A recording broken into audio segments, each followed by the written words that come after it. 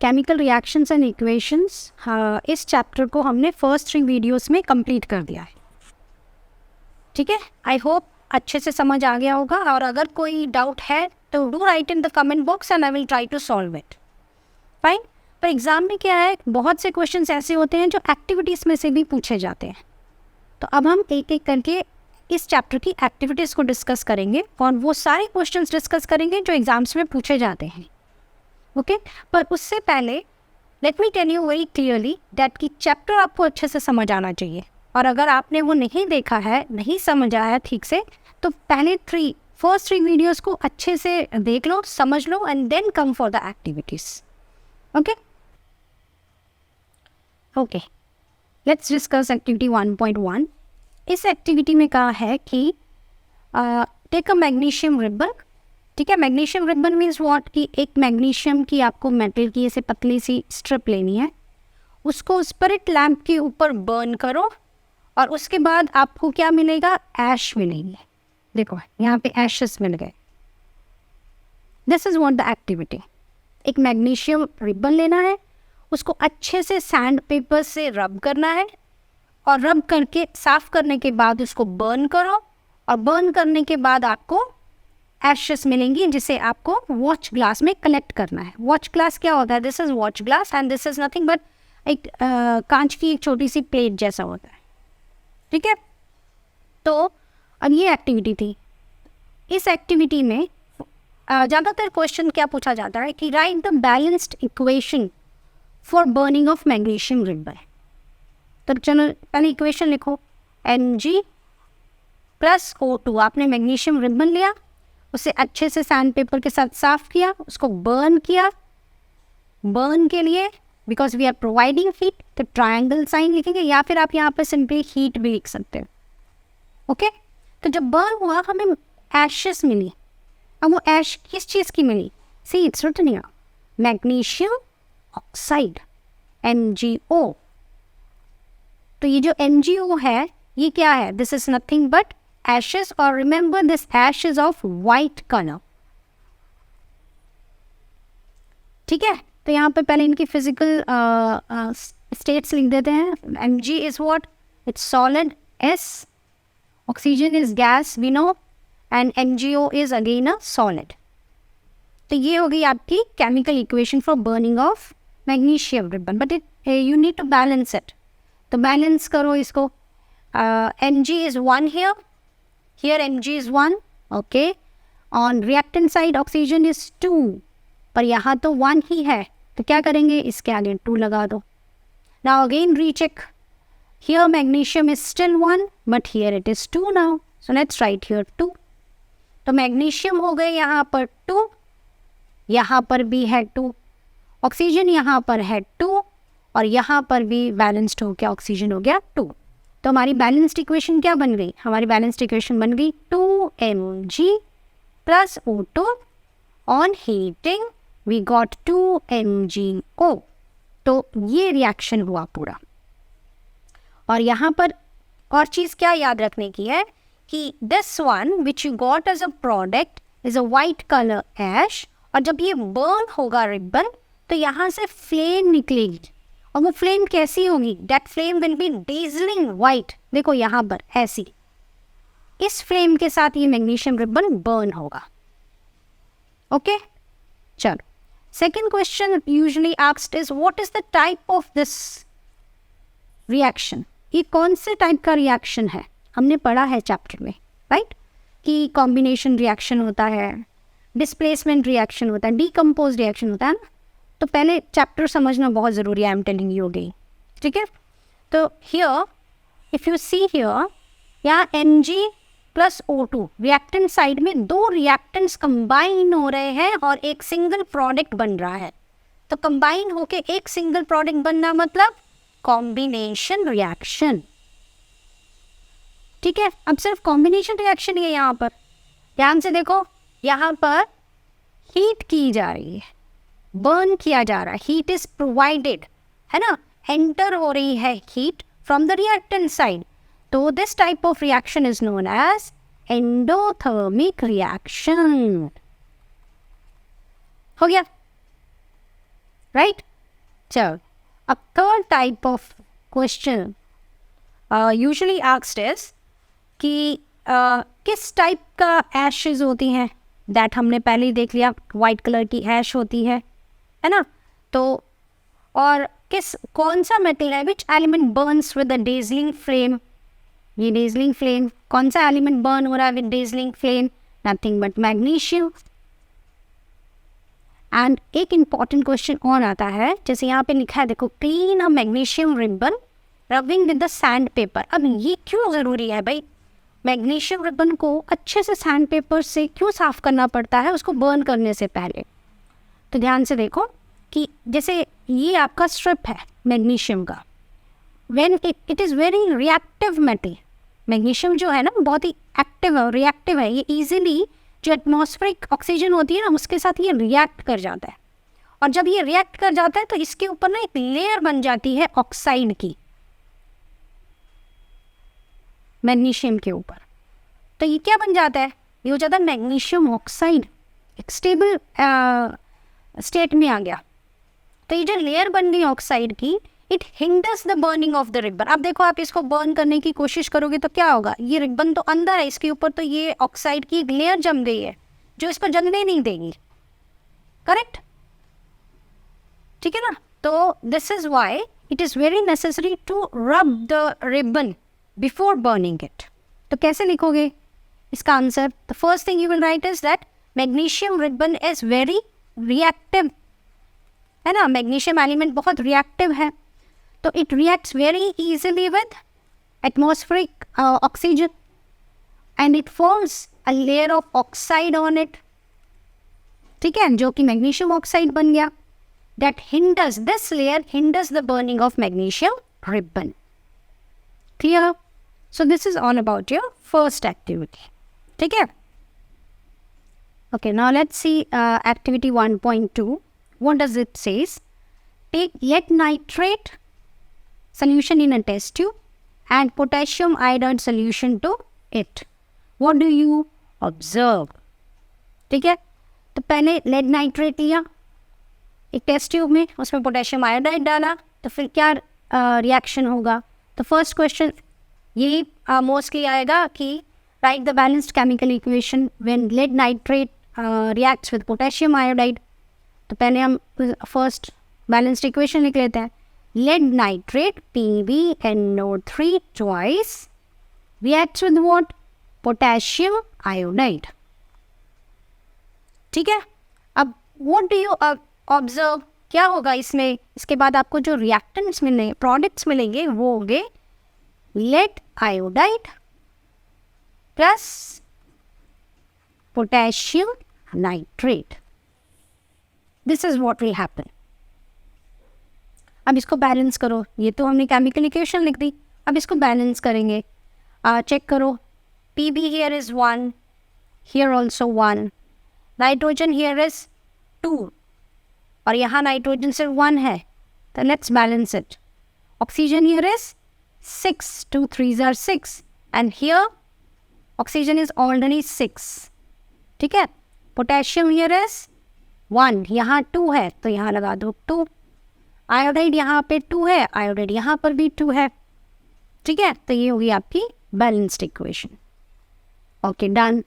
Now the second equation is, अब अच्छा इस इक्वेशन में सबसे इंपॉर्टेंट चीज़ क्या है? ये लेड आयोडाइड.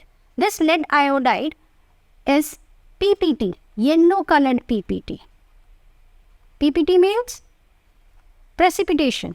तो यहाँ देखो, इसमें ऐसे PPT बनेगा येलो कलर का, क्लाउडी लाइक स्ट्रक्चर, और PPT is insoluble in water, है ना.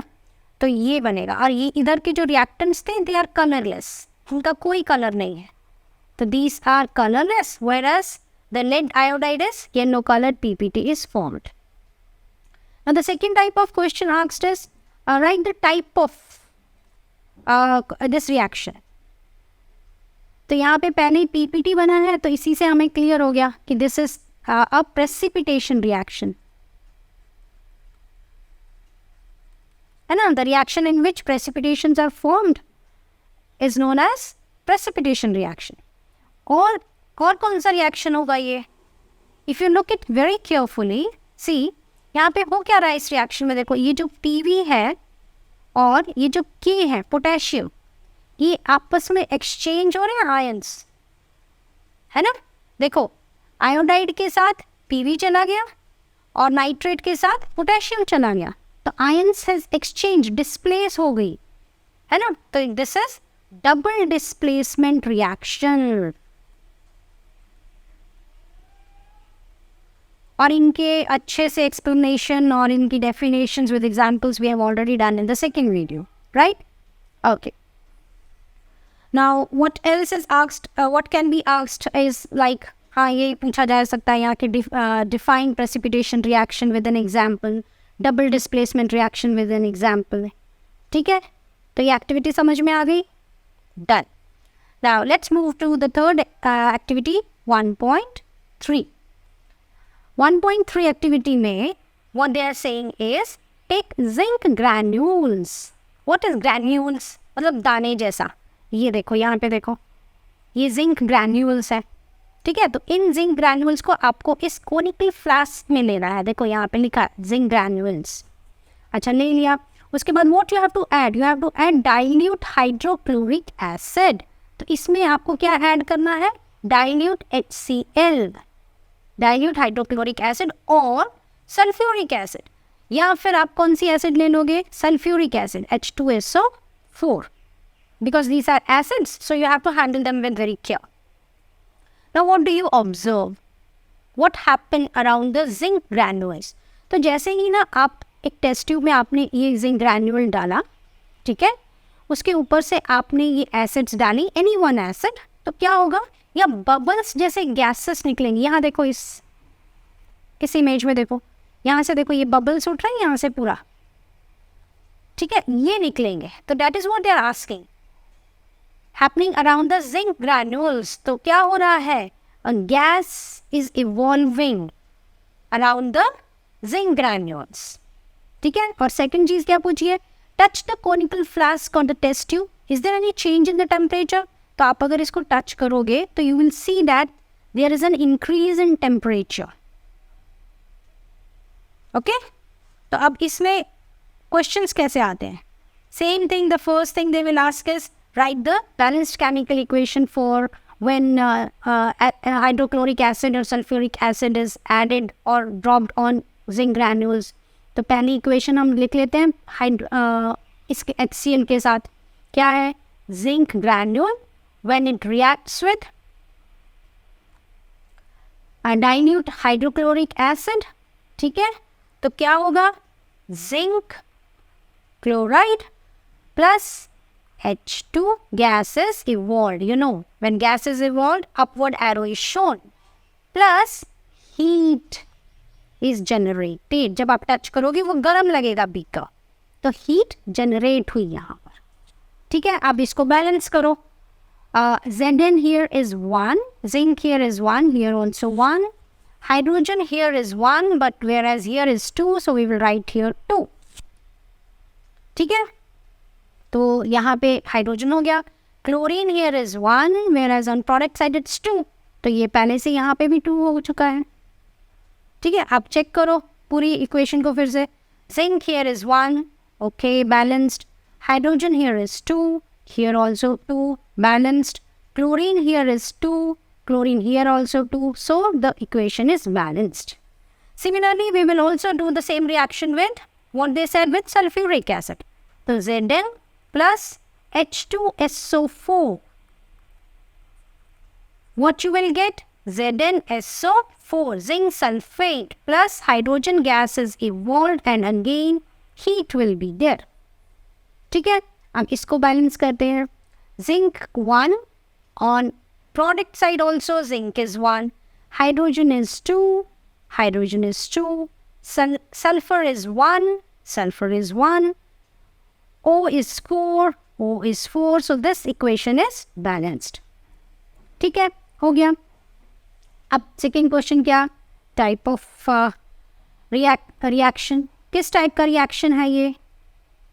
अब देखो क्या हो रहा है यहाँ पे, ये जो HCl था इसमें से जिंक ने H को रिप्लेस कर दिया, है ना, H डिस्प्लेस होके जिंक ने वो प्लेस ले ली। और ये सेकेंड वाले इक्वेशन में भी देखो, जिंक ने क्या किया, हाइड्रोजन को डिस्प्लेस कर दिया। ठीक है, तो ये कौन सा रिएक्शन हो गया, this is displacement reaction.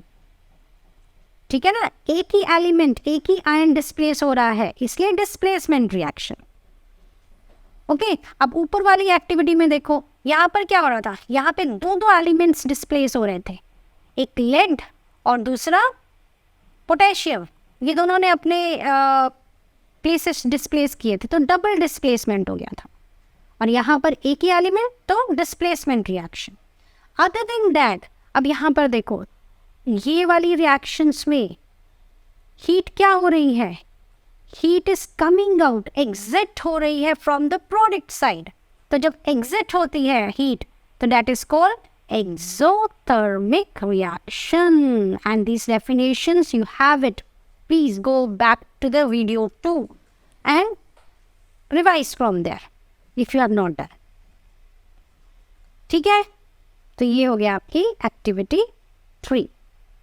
Now let's move on to activity 4. Now this is a very simple activity. I take a small amount of calcium oxide. चलो पहले इक्वेशन लिख लेते हैं, कैल्शियम ऑक्साइड, और इसका कॉमन नेम क्या है, क्विकलाइन इन अ बीकर। चलो ये देखो, यहाँ पे बीकर में उन्होंने ये कैल्शियम ऑक्साइड ले लिया, and what you have to do is add water slowly to it. इसमें हमने पानी डाल दिया। ठीक है, तो पानी डाल दिया मीन्स रिएक्शन में कैसे लिखेंगे, H2O। तो ये दोनों रिएक्शंस हो गए। ठीक है, चलो ये दोनों रिएक्टेंट हो गए। अब प्रोडक्ट में क्या मिल रहा है, touch the beaker as shown in the figure. ठीक है, टच करके क्या हुआ, what will happen, you will feel that the temperature has increased. ठीक है, जैसे ही हाथ लगाओगे वो गर्म लगेगा, तो टेम्परेचर क्या हुआ है, बढ़ा है। ठीक है, तो यहाँ पे क्या मिला आपको, यहाँ पे मिलेगा कैल्शियम हाइड्रोक्साइड, जिसे कहते हैं लाइम वाटर। ठीक है, अच्छा, अब लाइम वाटर को कौन सी गैस इवॉल्व हो रही है चेक करने के लिए यूज़ किया जाता है, can you check. Lime water के ऊपर कोई गैस को जब हम पास ऑन करते हैं तो उसमें से उसका कलर चेंज हो जाता है, तो वो कौन सी गैस होती है, write the answer in the comment box. Okay, चलो ये तो होगी equation, CaO calcium oxide reacted with water and we get calcium hydroxide. अब इसको बैलेंस करो, इक्वेशन को चेक करो, calcium is 1, calcium is 1, hydrogen is 2, hydrogen is 2, here oxygen is what, 1 + 1 2, और हियर ऑक्सीजन इज 2। तो इक्वेशन बैलेंस्ड है ना। ठीक है, अब second is what type of reaction is this, दो रिएक्टेंट्स कंबाइन हो रहे हैं and you are getting only one product, तो इट इज कॉम्बिनेशन रिएक्शन। और यहाँ पर हीट इवॉल्व हो रही है, टेम्परेचर रेज हुआ ना जब आप इसको टच करोगे, तो जब एग्जिट हो रही है प्रोडक्ट साइड से, तो इट इज एक्सोथर्मिक रिएक्शन। ठीक है, हो गया। So this is all for activity 1.4। चलो अब आगे बढ़ते हैं और करते हैं एक्टिविटी 1.5। ठीक है, let's see what is given in the activity. Take about 2 grams of ferrous sulfate crystals, ferrous sulfate FeSO4, ferrous sulfate crystals low in a dry boiling tube। तो देखो ये डायग्राम में भी दिखाया हुआ है, एक ड्राई टेस्ट ट्यूब ली है, उसके अंदर फेरस सल्फेट की क्रिस्टल्स डाले। Note the colour of the ferrous sulphate crystals. तो यहाँ देखो ध्यान से, ये फर्स्ट वाला कलर, ये क्रिस्टल्स हैं फेरस सल्फेट के, तो देख के आपको कलर पता लग रहा होगा कि कौन सा कलर है ये, तो इसका कलर है ग्रीन। ठीक है, और उसके बाद क्या करना है, heat the boiling tube over the flame of the burner as shown in the figure. तो यहाँ पे देखो इस टेस्ट ट्यूब में आपने ये क्रिस्टल्स ले लिए, फिर उसको बर्न करो, और फिर क्या कहा, observe the colour of the crystals after heating.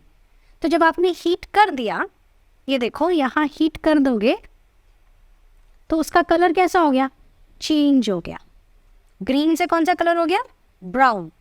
तो ये जो ग्रीन कलर था, दिस वाज बिफोर हीटिंग, और जब आप हीट किया उसके बाद उसका कलर हो गया ब्राउन, तो this colour is after heating. किसको हीट किया, FeSO4 फेरस सल्फेट क्रिस्टल्स को, ठीक है। तो ये हो गया फर्स्ट उसका जो हमने चेंज देखा। इसके अलावा एक और चेंज है कि जब आप हीट कर रहे होंगे ना इस क्रिस्टल्स को, तो आप देखोगे कि जो टेस्ट ट्यूब है ना, यहाँ इस वाले इमेज में देखो, यहाँ आपको वेपर्स नज़र आ रहे होंगे, ये देख रहे हो वेपर्स टेस्ट ट्यूब के ऊपर, ये वेपर्स नज़र आएंगे। तो ये हो गया second change during the chemical reaction. और एक और चेंज होगा, ये देखो डायग्राम में देखो, यहाँ पे ये देख रहे हो ऐसे ऐसे, ये क्या है, दीज आर द गैसेस, कि गैस कोई इवॉल्व हो रही है। तो इस रिएक्शन में दो गैसेस इवॉल्व होंगी, एक होगी सल्फर डाइऑक्साइड और दूसरी होगी सल्फर ट्राइऑक्साइड, ठीक है। तो ये तीन चेंजेस देखने को मिलेंगे जब आप फेरस सल्फेट क्रिस्टल्स को बर्न करोगे। तो फर्स्ट इक्वेशन जैसा हमेशा हम लिखते हैं, first write the balanced chemical equation when ferrous sulphate crystals are heated. तो क्या इक्वेशन लिखोगे, पहले ferrous sulphate crystals are taken in a test tube, फिर उसको क्या किया हमने, हीट किया, और हमें क्या मिला, हमें मिला Fe2O3। Fe2O3 क्या, फेरिक ऑक्साइड। और क्या हुआ, दो गैसेस इवॉल्व हुई, sulphur dioxide and sulphur trioxide. तो ये क्या था, सॉलिड था, है ना, सॉल्ट है तो सॉलिड है, this is also solid and this are two gases. ये तो होगी केमिकल इक्वेशन जब फेरस सल्फेट को हमने हीट किया। अब इसको बैलेंस करो, तो Fe1 हियर Fe2, चलो इसको 2 कर दिया। अब करो सल्फर, देखो अब सल्फर देखो यहाँ से ये 2 हो गया, अभी अभी 2 लगाया ना हमने, तो सल्फर 2 हो गया, और यहाँ पर तो सल्फर क्या है, चेक करो, एक ये रहा और ये रहा, 1 + 1 2, sulphur balanced. After that now check oxygen, oxygen here on the reactant side is 2 4s are 8, और इस तरफ चेक करते हैं, चलो यहाँ पर है 3, यहाँ पर +2 और यहाँ पर +3, कितना हो गया, 3 + 3 6 + 2 8। अब पूरी इक्वेशन एक बार देख लो, Fe is 2, sulfur is 2, sulfur here also 1 + 1 2, oxygen here is 8 and on product side also 8। तो ये होगी आपकी balanced chemical equation for what, when ferrous sulphate crystals are heated, ठीक है। Okay, now which type of reaction is this, यहाँ पर एक जो आपका रिएक्टेंट है, one reactant is getting decomposed into many products, ठीक है, ब्रेक डाउन हो गया, तो it's written here decomposition reaction. पर आपने पढ़ा है कि डिकम्पोजिशन रिएक्शंस के टाइप्स होते हैं, ठीक है ना। तो जब किसी चीज़ को डिकम्पोज करने के लिए हीट की ज़रूरत होती है तो उसको कहते हैं थर्मल डिकम्पोजिशन रिएक्शन। पढ़ा है ना हमने, इलेक्ट्रोलिटिक, फोटोलिटिक। अगर नहीं किया है तो please go through the second video, part 2 video of this chapter, ठीक है। तो ये है thermal decomposition reaction. Okay, now other than this the question asks normally can be asked is which gases are evolved when ferrous sulfate crystals are burnt or heated। Then आप दो gases ये रही, एक है SO2 और दूसरी है sulphur try oxide, है ना। चलो अब है third type of question can be asked is, ये जो मेजर चेंज आपने देखा, चेंज इन द कलर, है ना। पहले क्या था, पहले था वो ग्रीन, फेरस सल्फेट जो था, FeSO4 जो था, वो पहले ग्रीन था. जब हमने उसको हीट किया तो वो कलर हो गया brown. Why there is a change in colour? बहुत इंपॉर्टेंट क्वेश्चन है ये, तो ध्यान से सुनो. यहाँ ये जो फेरस सल्फेट सोल्यूशन है ना, सॉल्ट है ना, ये एक्चुअली हम लिखते FeSO4 है, पर ये हाइड्रस सॉल्ट है. मतलब कि इसके अंदर वाटर मॉलिक्यूल्स होते हैं.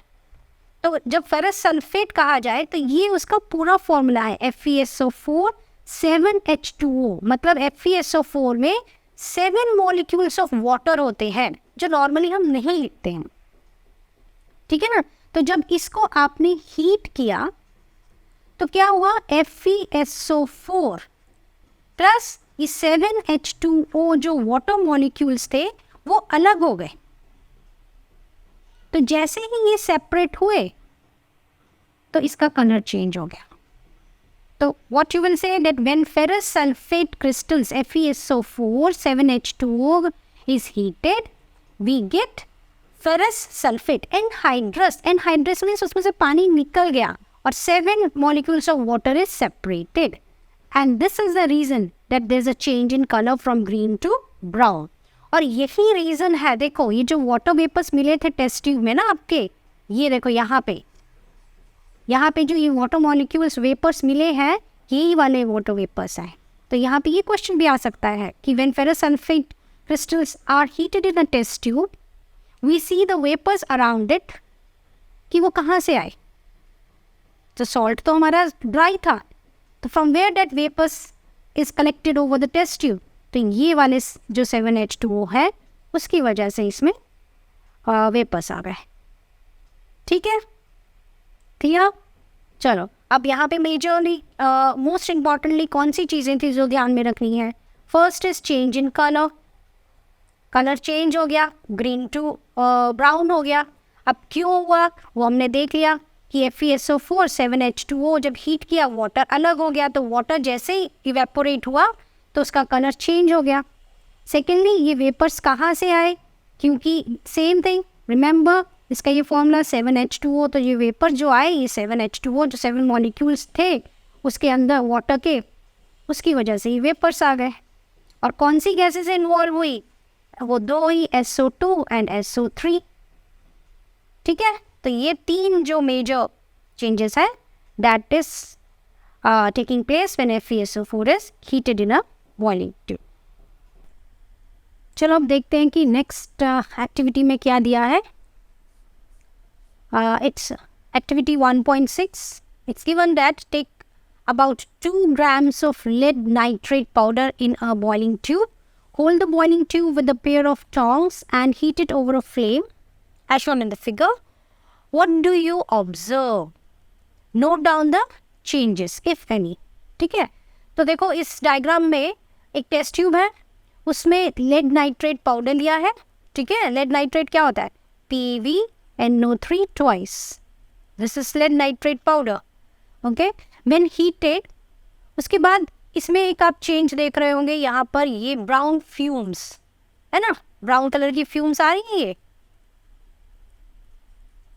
तो this is the first, by looking at the diagram हमें एक चेंज नज़र आ रहा है ना. तो चलो हम लेटर ऑन देखेंगे कि ये ब्राउन फ्यूम्स क्या है और ये हीट करने के बाद लेड नाइट्रेट कैसा हो जाता है. Changes we will see it later. सबसे पहले ये एक्टिविटी को करके देखते हैं कि हीट करने के बाद क्या मिलेगा. पहले तो lead nitrate powder, let's write lead nitrate powder को जब हमने हीट किया तो remember we will get lead oxide. ठीक है, और हमें मिलेगा नाइट्रोजन डाइऑक्साइड गैस रिलीज हो गई, नाइट्रोजन डाइऑक्साइड गैस और ऑक्सीजन गैस रिलीज हो जाएगी. तो 2 गैसेस एमिट हो रही है, एमिशन ऑफ 2 गैसेस. ठीक है, तो चलो इसकी अब सबसे पहले केमिकल इक्वेशन लिख लेते हैं. Lead nitrate PbNO3 twice. On heating, what we will get? On heating we will get lead oxide plus NO2, nitrogen dioxide, और ऑक्सीजन का क्या फॉर्मूला होता है?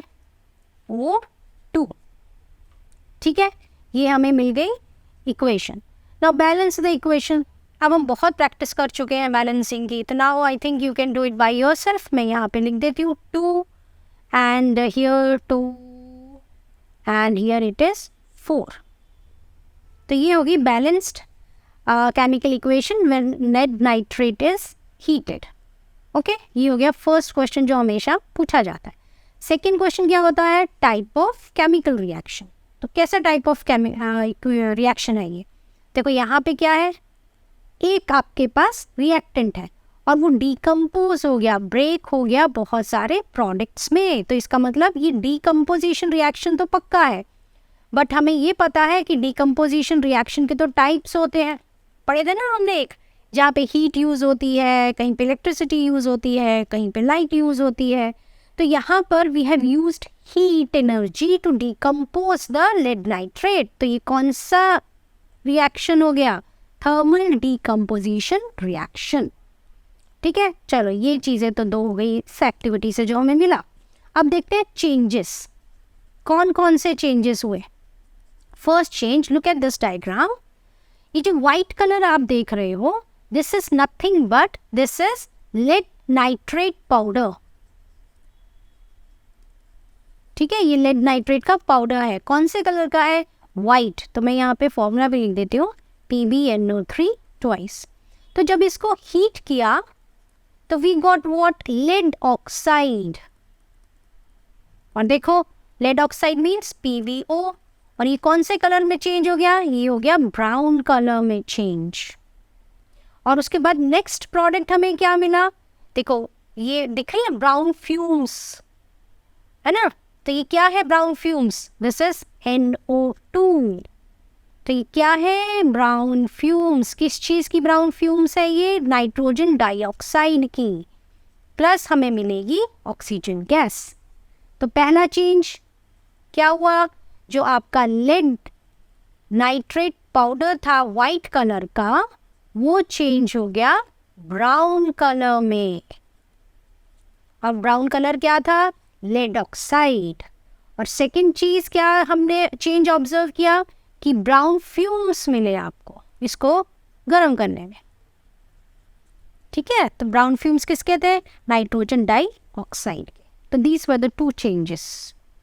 तो ये हो गई एक्टिविटी 1.6। ठीक है, तो आज के वीडियो के लिए यहाँ तक हम एक्टिविटीज़ करेंगे। नेक्स्ट वीडियो में हम देखेंगे फ्रॉम 7 to 11 एक्टिविटीज़। ओके, तो अब तक हमने जितनी एक्टिविटीज़ की हैं, हमने देखा है कि सब में मोस्टली सबसे इंपॉर्टेंट क्वेश्चंस बार बार कौन से पूछे जाते हैं? एक तो कि बैलेंस्ड केमिकल इक्वेशन लिखो, और उसके बाद टाइप ऑफ केमिकल रिएक्शन लिखो, और चेंजेस तो पूछे ही जाते हैं, कलर कि क्यों हुआ, कैसे हुआ। तो इनको करने के लिए आपको टाइप्स ऑफ केमिकल रिएक्शंस आना ज़रूरी है, how to balance the chemical equation आनी ज़रूरी है। तो इसके लिए please go and watch part 2 and part 3 of this chapter. उनका लिंक भी मैं डिस्क्रिप्शन बॉक्स में दे दूँगी। ठीक है, तो चलो मिलते हैं अब नेक्स्ट वीडियो में। बाय।